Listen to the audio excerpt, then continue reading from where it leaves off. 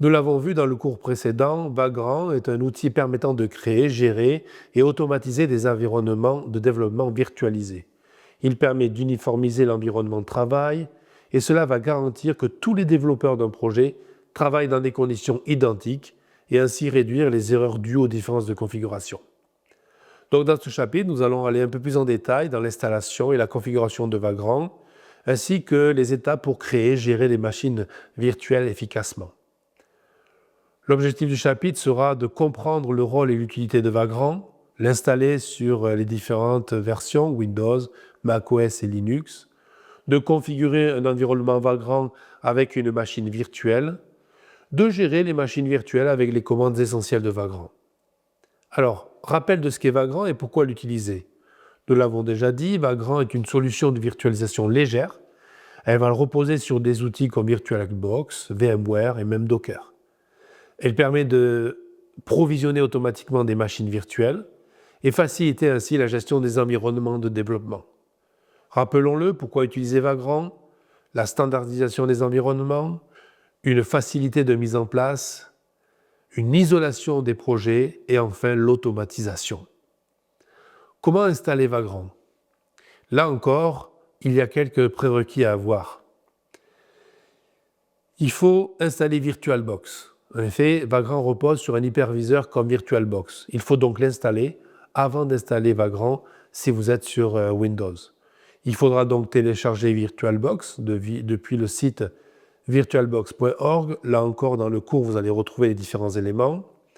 Il faut installer VirtualBox et suivre les étapes qui sont indiquées afin de l'installer sur votre système d'exploitation. Pour Windows, on vous demandera ensuite d'installer Vagrant depuis le site officiel. Il faudra exécuter l'installateur et suivre les instructions recommandées. Et comme d'habitude, pour vérifier l'installation à la fin, dans un invite de commande, Vagrant-du6 version. Sur macOS, pareil, vous allez retrouver les commandes dans le chapitre en dessous. Brève installe Vagrant. Vous allez vérifier avec Vagrant-version s'il a été bien installé. Pour Linux, là encore, on vérifie de la même façon. Vous avez les commandes dans le cours, n'hésitez pas à vous référer dessus. Comment configurer maintenant un environnement Vagrant? Eh bien, il faudra créer un projet. Alors, cette commande, on la retrouvera énormément dans plusieurs cours, la commande mkdir. Cette commande permet de créer tout simplement un dossier. Ça vous évite de cliquer droit sur votre environnement de travail et de faire créer dossier. Là, directement en invite de commande, vous allez taper mkdir, mon projet Vagrant. Ensuite, une fois que votre dossier est créé, il faut aller dessus. Là encore, vous aurez l'invite de commande cd, mon projet Vagrant, qui vous permet d'être dans le projet comme dans le dossier. Pour initialiser le projet Vagrant, là encore, vous allez retrouver les différentes étapes dans le cours. N'hésitez pas à regarder comment elles fonctionnent. Et les différentes commandes vont vous permettre de générer un fichier Vagrant-File qui vous permettront de configurer la machine virtuelle. Ensuite, pour lancer la machine virtuelle, Vagrant UP. Pour accéder à la machine en SSH, Vagrant SSH. Pour arrêter la machine, Vagrant Alt. Pour détruire la machine, Vagrant Destroy. Lui, le fichier Vagrant-File va vous permettre de définir la configuration de la machine virtuelle. Voyons les commandes essentielles de Vagrant. Par exemple, vous devez redémarrer une machine virtuelle Vagrant Reload. Vous devez détruire la machine virtuelle Vagrant Destroy.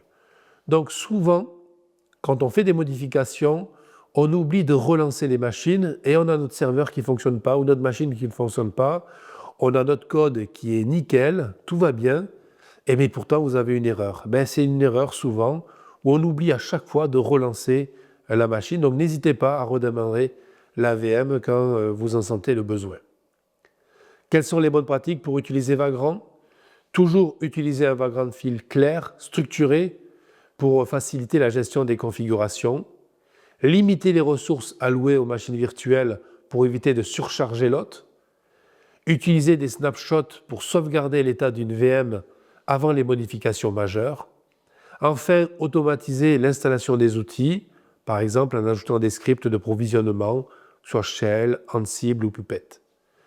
Vagrant est un outil essentiel pour les développeurs souhaitant travailler dans un environnement isolé, reproductible et facilement configurable. Une bonne maîtrise de ces fonctionnalités vous permettra d'optimiser votre workflow de développement et bien sûr de standardiser les environnements de travail. Voyons le prochain chapitre, configuration réseau avec Vagrant.